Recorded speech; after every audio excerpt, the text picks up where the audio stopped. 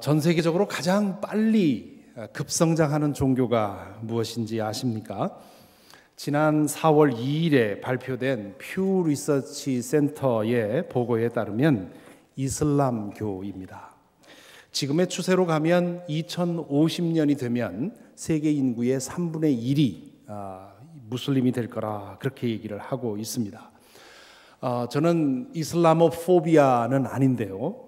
하지만 이렇게 지금 현재 급성장하고 이렇게 퍼져나가는 이슬람교가 주로 급진적인 근본주의적인 그런 경향을 가지고 있다는 점에서 우려하지 않을 수 없는 그런 일이라고 생각이 됩니다. 그런데 이 질문에 대해서 전혀 다른 대답을 내놓는 분도 있습니다. 현대 사회 현상을 관찰하고 연구하는 사회학자들 중에는 소비주의가 가장 급성장하는 종교라 그렇게 얘기를 합니다. 소비주의가 무슨 종교냐 이렇게 물으실 분들이 계시겠지요. 이 질문에 대답하기 위해서 소비주의가 뭔지 먼저 좀 생각을 해봐야 하겠습니다. 이 단어는 주로 두 가지 의미로 사용이 됩니다. 첫째는 소비자가 지불한 대가에 정당한 보상을 받을 권리가 있다 하는 믿음이지요.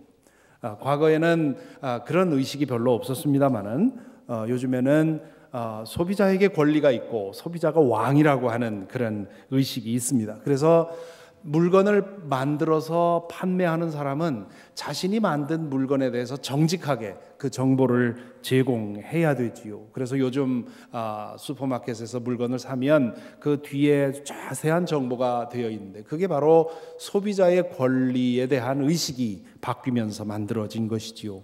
요즘엔 식당에 가면 식당 메뉴에도 그 칼로리가 적혀 있습니다. 그래서 때로는 입맛을 빼앗아 가기도 합니다만은 그러한 정보를 제공해 주는 것이 소비자주의, 소비주의라 그렇게 얘기를 하지요. 둘째로는 물자를 소비하는 것에서 삶의 의미와 만족을 찾는 그런 경향을 가리켜서 소비주의라 그렇게 말합니다. 저는 오늘 이 두 번째 의미로 소비주의에 대해서 말씀을 드리려고 합니다.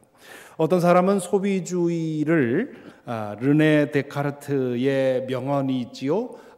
코기토 에르고 줌, 나는 생각한다 고로 존재한다 하는 그 말을 뒤집어서 나는 소비한다 그러므로 존재한다, 혹은 나는 물건을 산다 그럼으로써 나는 내 존재의 의미를 확인한다, 이렇게 빗대서 말하는 사람이 있습니다.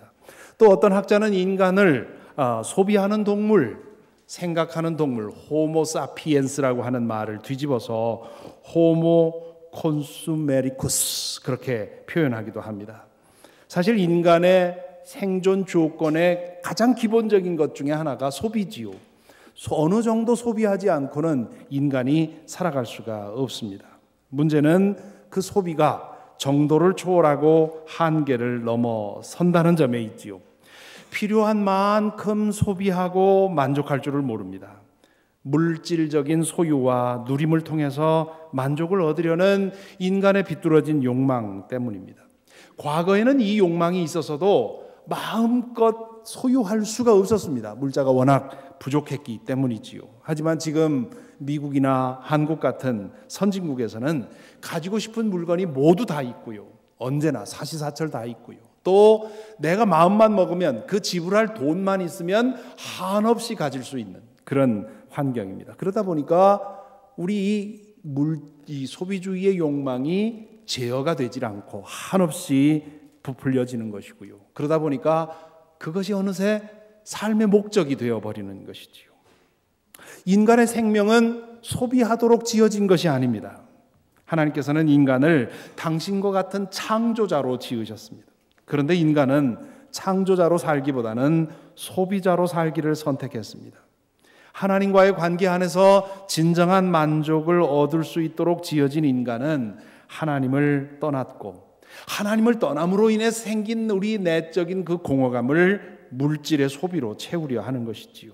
그런데 물질을 소비하고 물질을 소유해봐도 그 근원적인 그 공허감이 해결이 되지 않습니다. 그러면 해결책은 다른 데 있구나 하고 눈을 돌려야 하는데 그렇게 생각하지 않고 조금만 더 조금만 더 누리고 조금만 더 가지면 될 거라고 생각하고 조금 더 하다가 결국 인생을 소비하고 맙니다. 뿐만 아니라 이러한 소비주의는 우리 자신의 인생을 망칠 뿐만 아니라 하나님께서 우리에게 맡겨주신 이 아름답고 선한 피조 세계를 한없이 훼손시키게 만들었습니다. 산업혁명을 시작하고 그것을 주도해온 유럽 선진국과 미국이 지난 한 200~300년 동안 피조 세계를 어마어마하게 망가뜨렸습니다. 거기에 이제는 중국과 인도라는 거대한 국가가 소비 국가로 변모하게 되었습니다. 그로 인해서 지금 환경 파괴는 걷잡을 수 없는 단계에 와 있지요. 얼마 전에 오바마 대통령이 아마도 우리의 손주들은 북극곰을 보지 못할 거다. 지금 북극의 빙하가 녹아내리는 것으로 인해서 지금 우리의 잘못된 소비주의로 인한 재앙이 우리의 자손들에게, 멀지 않은 자손들에게 미칠 것이라고 그렇게 경고하면서 신속히 우리가 무언가를 해야 된다고 호소하고 있지요. 이 눈먼 소비주의가 우리로 하여금 이 지경에까지 오게 만든 그 과정에는 몇 가지 중요한 계기가 있었습니다. 첫 번째로 꼽을 수 있는 계기는 제너럴 모터스의 사장이었던 알프레드 슬론에게 거슬러 올라갑니다. 자동차 생산화, 자동화 시스템을 만들게 되지요. 그래서 이제 공장에서 자동차를 무한 생산하게 되는데요. 쏟아져 나오는 이 자동차를 판매할 길이 없었습니다. 당시에 미국인들은 대부분 검약 정신, 절약 정신이 투철하고 또 당시에 생산되던 차들은 대부분 탱크 같은 그런 차들이었기 때문에 이 좀처럼 그 자동차를 구입한 사람들이 다시 사질 않는 겁니다. 이 문제를 해결하기 위해서 슬론 사장은 여러 가지 방안을 연구하다가 매년 새 모델을 출시하는 방안을 고안해냈습니다. 이 전략은 대성공을 거두었지요. 그래서 차를 바꾸지 않아도 되는 사람들이 지금 몰고 있던 차에 대해서 지루함을 느끼고 새로운 모델을 사는, 그래서 재고가 해결이 되게 되었고요. 이 새로운 모델을 만들어내는 시스템은 다른 업종에도 전파가 되었습니다. 얼마 후에는 또 다른 기발한 아이디어가 창안이 되지요. 전구를 생산하는 업자들이 모여서 전구의 수명을 1000시간으로 제한하기로 결의했습니다. 이 전략도 적중을 했습니다. 제품의 수명을 줄인 까닭에 제품의 가격을 낮출 수 있었고요. 그래서 이상하게 전보다 전구가 일찍 끊어지는 것을 보고도 별로 크게 중요하게 생각하지 않고 싼 값에 새 전구를 사게 되었습니다. 얼마 지나지 않아서 사람들은 전구라는 건 그저 그렇게 일찍 끊어지는 것이라고 생각을 했는데 그 뒤에는 생산업자들의 음모가 있었던 것이지요. 그로 인해서 많은 소비가 이루어진 것입니다. 이걸 가리켜서 그 경제학에서는 planned obsolescence 그렇게 부르지요. 이것을 우리말로 계획적인 진부화 그렇게 번역을 했던데요. 그 번역만 가지고는 무슨 말인지 알 수가 없습니다. 수명 제한 이렇게 했더라면 오히려 나았겠는데요. 제품의 수명을 일정 기간으로 제한하는 것, 이것이 전구 사업으로부터 해서 다른 모든 그 제품으로 적용된 그런 원칙이 되었습니다.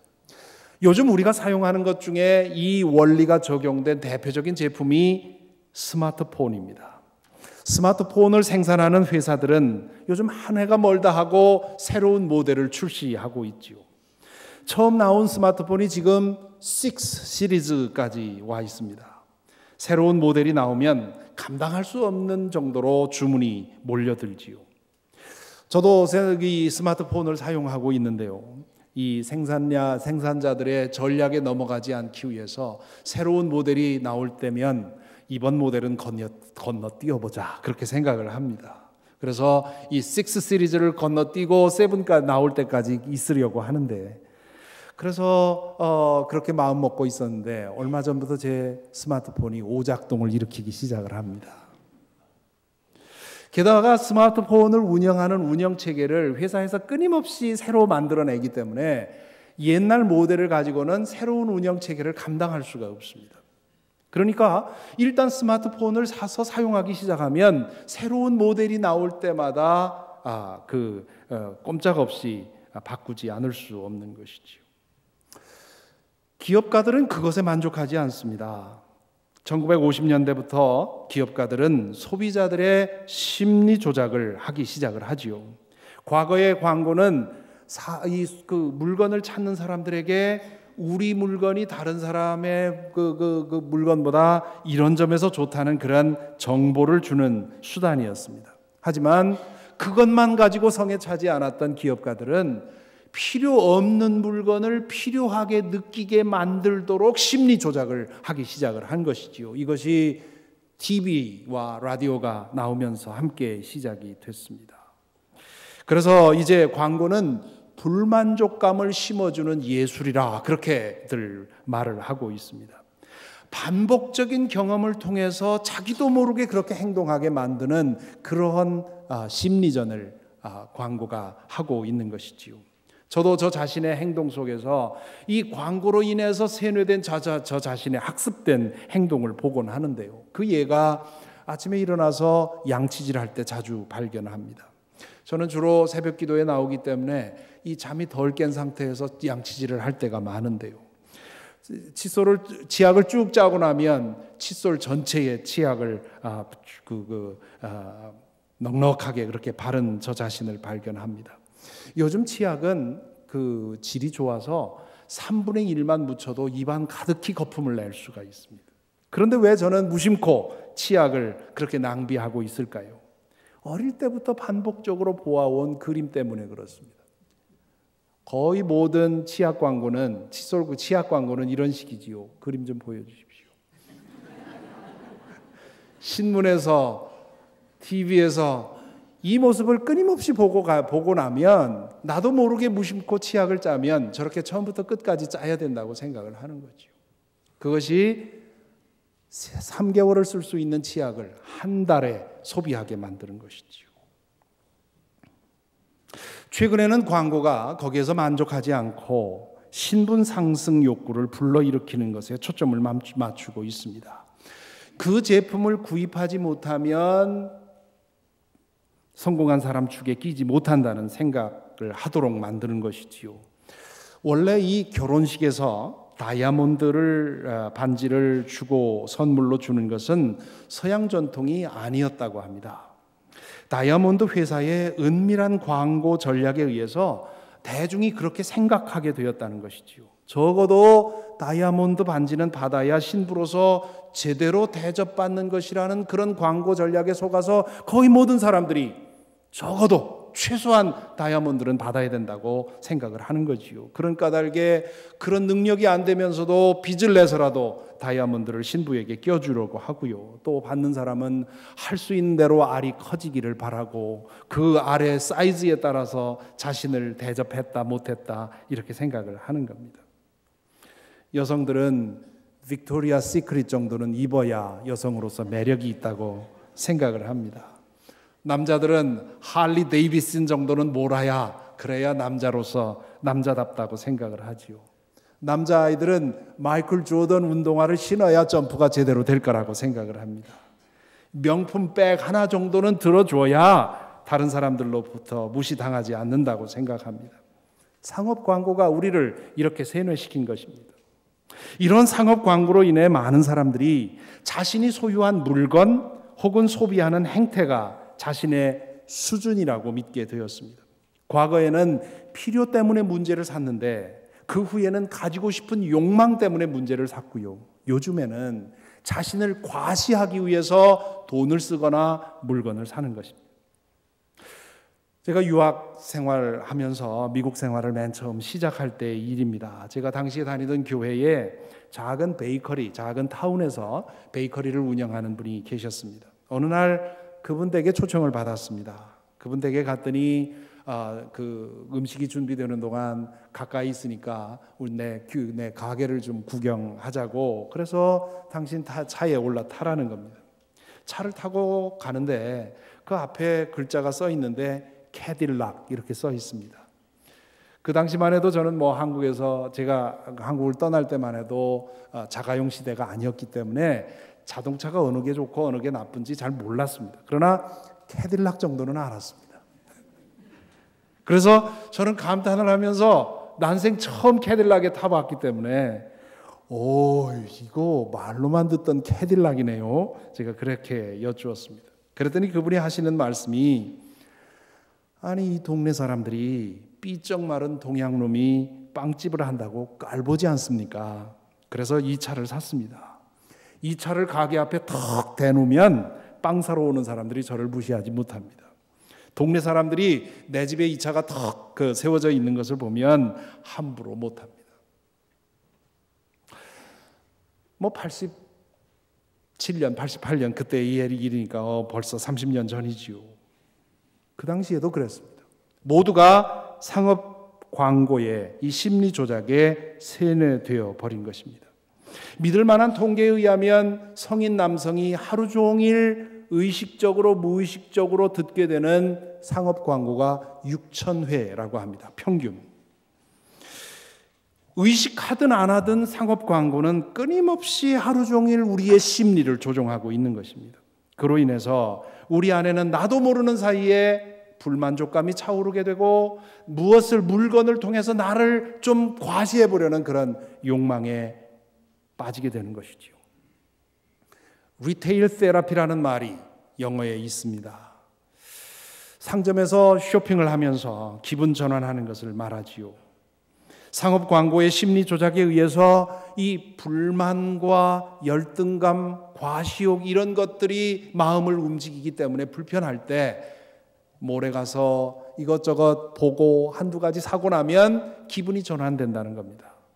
심리학자들에 의하면 쇼핑이 실제로 기분을 전환시켜 준다고 합니다. 근데 문제는 그 전환된 기분이 얼마 가지 않는다는 것이고요. 그리고 이게 중독성이 있어서 점점 심해지게 돼서 나중에는 자신의 경제 상태를 망가뜨릴 정도로 심한 소비를 하게 되고, 그리고 나중에는 샵리프팅까지 가게 된다고 합니다. 앞에서 저는 전 세계적으로 가장 급성장하는 종교가 소비주의다, 그런 사회학자들의 그 의견을 소개해 드렸습니다. 실제로 이 소비주의와 종교 행위가 얼마나 유사한지를 두고 사회학자들 그리고 심리학자들이 많은 연구를 하고 있습니다. 그 연구들을 통해서 확인된 것은 소비주의가 실제로 현대인들에게 새로운 종교가 되어버렸다, 그런 얘기를 합니다. 그래서 그들이 연구한 그 연구 대상 중에 가장 대표적인 예가 이 애플 사용자입니다. 애플 사용자들은 낯선 사람들이라 할지라도 이 애플 로고를 보는 순간 동지의식을 느낍니다. 그들에게 있어서 스티브 잡스는 구원자요 교주입니다. 그 구원자가 얼마 전에 죽어서 승천하고, 그리고 일대 사도인 팀 쿡이 활동하고 있지요. 이 애플 로고는 그들에게 있어서 십자가만큼이나 중요한 희망의 상징입니다. 그들에게 있어서 빌 게이츠는 사탄이고 마이크로소프트는 사탄의 왕국입니다. 그들은 애플의 최후 승리를 믿으면서 모일 때마다 왜 애플이 마이크로소프트보다 더 좋은지 찬양을 하지요. 그리고 새로운 제품이 출시되면 애플의 성공을 위해서 가장 먼저 매장에 달려가서 밤새 줄을 서서 물건을 구입하게 됩니다. 애플 사용자만이 그런 것이 아니지요. 소비주의는 실로 현대인들에게 전혀 새로운 종교가 되었습니다. 쇼핑몰은 성전과 예배당을 대신했고요. 사람들은 한때 기도와 예배를 통해서 얻었던 영적인 만족을 물건을 사는 행위를 통해서 찾고 있습니다. 우리의 타락한 마음에는 종교보다 소비주의가 훨씬 더 매력이 있습니다. 왜냐하면 종교는 많은 시간의 그 종교적인 그런 훈련을 통해서 영적인 변화를 얻지만, 소비주의는 내가 값을 치르는 순간 만족이 오기 때문에 그렇습니다. 소비주의라는 종교가 급성장하는 또 다른 이유는 이미 종교를 가진 사람도 개종하지 않고도 이 종교를 받아들일 수 있기 때문입니다. 소비주의를 받아들이는 것이 자신의 신앙생활과는 아무 상관이 없다고 착각을 하게 됩니다. 하지만 소비주의의 마음을 빼앗기는 순간 그의 정서와 생각과 행동은 신앙이 아니라 소비주의에 의해 지배받습니다. 그런 까닭에 다른 종교가 발을 못 붙이는 그 근본주의적인 무슬림권에도 소비주의라는 종교는 아무 저항 없이 스며들어갈 수 있습니다. 예수의 제자가 소비주의를 조심해야 하는 이유가 바로 여기에 있습니다. 소비주의는 예수의 제자가 가야 하는 길과 정반대의 길로 우리를 자꾸 인도하기 때문입니다. 물질의 소비에서 즐거움을 찾고 자신이 소유한 브랜드에서 자신의 아이덴티티를 확인하게 만드는 것이 소비주의입니다. 그것은 알고 보면 허상입니다. 예수의 제자는 하나님과의 관계 안에서 진정한 기쁨을 찾고 하나님과의 관계 안에서 자신이 누구인지를 확인하는 사람들입니다. 하나님 안에서 얻은 기쁨과 만족감으로 이웃과 다른 생명을 돌보고 살리고 구속하는 것, 그것이 예수의 제자가 사는 길입니다. 예수의 제자의 삶의 목적은 소비가 아니라 구원하는 데 있습니다. 오늘 우리는 예수께서 세례를 받으실 때 일어난 사건에 대해서 읽었습니다. 세례를 받으시고 물에서 올라오실 때 하늘이 갈라지고 성령이 비둘기처럼 그분 위에 내려앉았다 말씀합니다. 그리고는 하늘로부터 이런 소리가 났습니다. 너는 내 사랑하는 아들이다. 내가 너를 좋아한다. 성부 하나님은 이 말씀을 통해서 예수님이 누구인지를 확인시켜 주십니다. 예수 그리스도는 하나님이 세우신 구원자입니다. 기름 부음을 받은 메시아입니다. 성부 하나님께서는 메시아의 사명을 짊어지고 이제 막 공생애를 시작하려는 예수님에게 전폭적인 승인과 사랑을 확인해 주십니다. 예수님은 십자가에 달려 마지막 숨을 쉴 때까지 이 말씀을 기억하고 사셨습니다. 세상 사람들이 당신을 향해서 환호할 때, 왕으로 그분을 추대하려 할 때 예수님은 눈 하나 깜딱깜딱하지 않았습니다. 그분은 사람들의 인정을 위해 살지 않았기 때문에 그렇습니다. 오직 하나님이 당신을 인정하고 기뻐하신다는 그 하나의 사실로 인해서 이 세상에서 어떤 것에도 목말라 하지 않았습니다.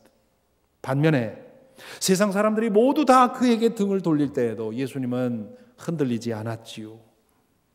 세례 받으실 때 들었던 그 하나님의 음성을 기억하고 사셨기 때문에, 아니 그 음성을 끊임없이 매일같이 들으셨기 때문에 그분은 소비하는 일이 아니라 당신을 내어주는 그 구원의 삶을 통해서 자신의 인생을 완성하셨습니다.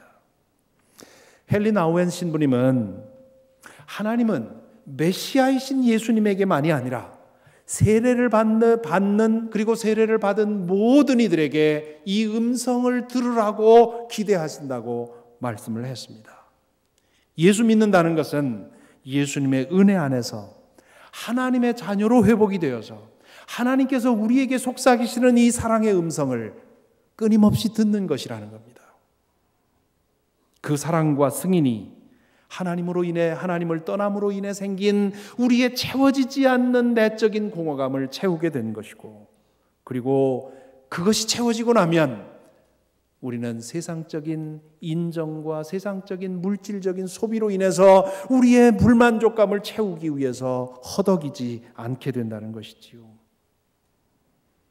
예수의 제자는 하나님 안에서 고갈되지 않는 만족을 얻은 사람이고, 하나님 안에서 이 세상 그 무엇으로도 대신할 수 없는 고귀한 이름을 얻은 사람이고, 그래서 이 세상에서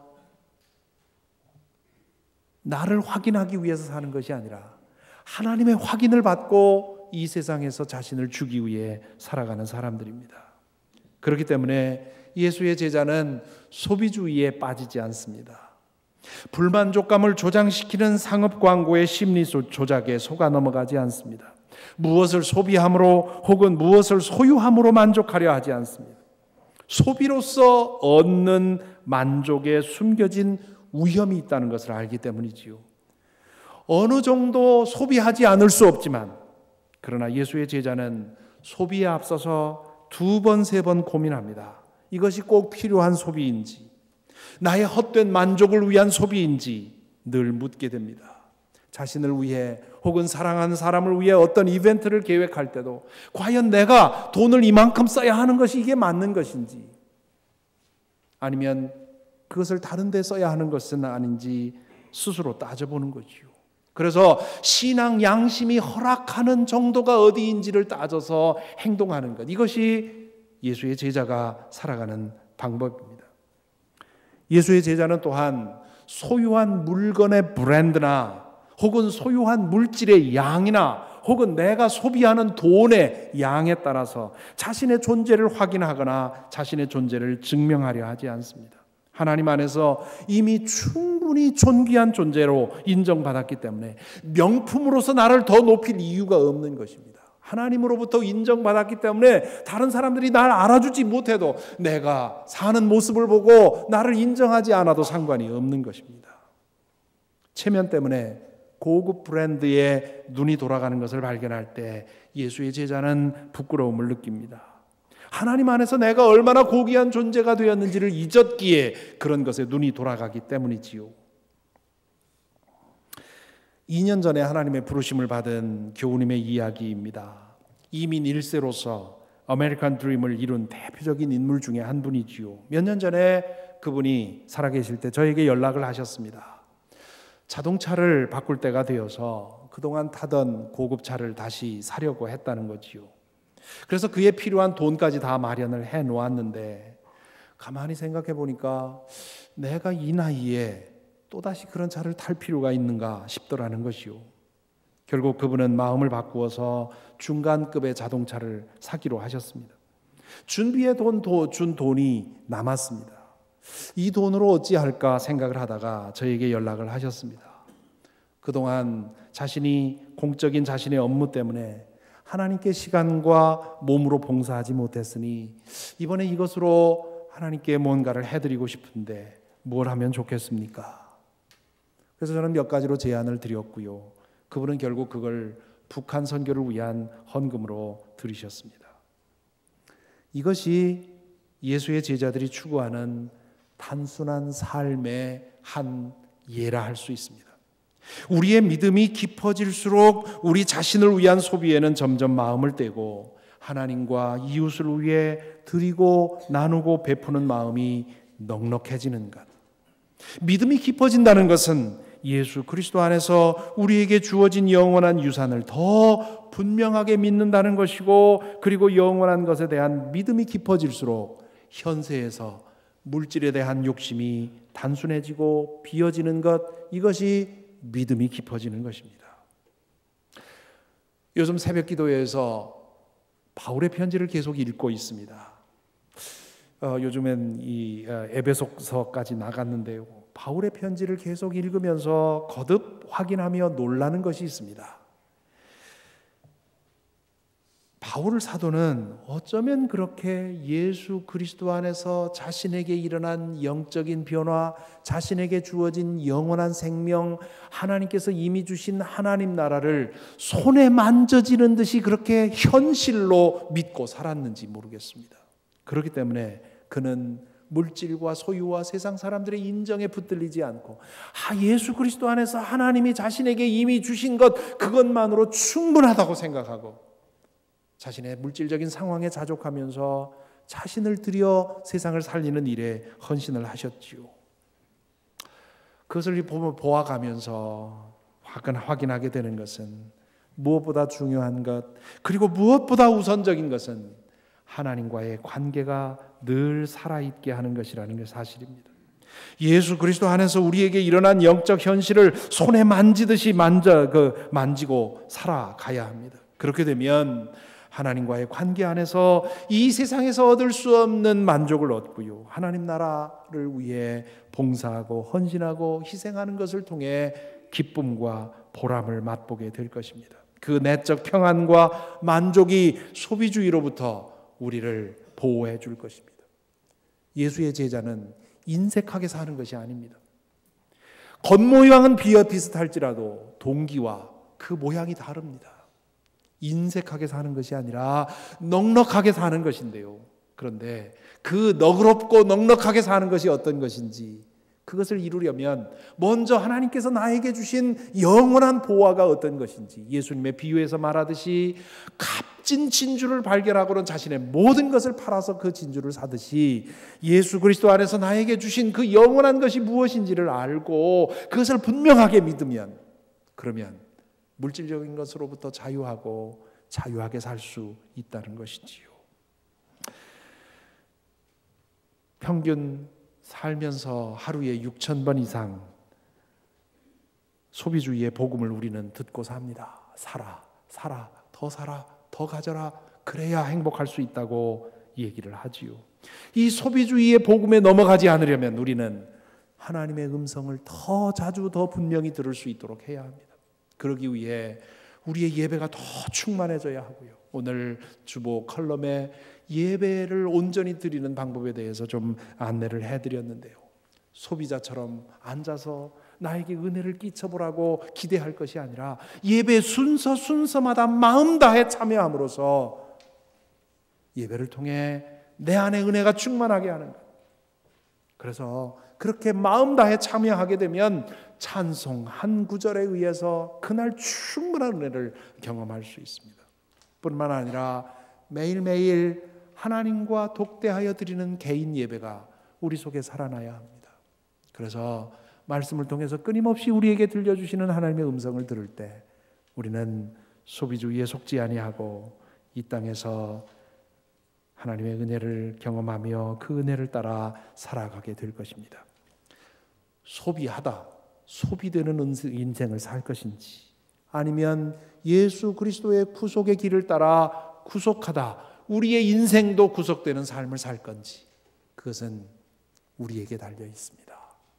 저와 여러분, 우리 모두가 소비되는 인생이 아니라 하나님 안에서 고스란히 건져지는 그런 인생을 살게 되기를 간절히 기원합니다.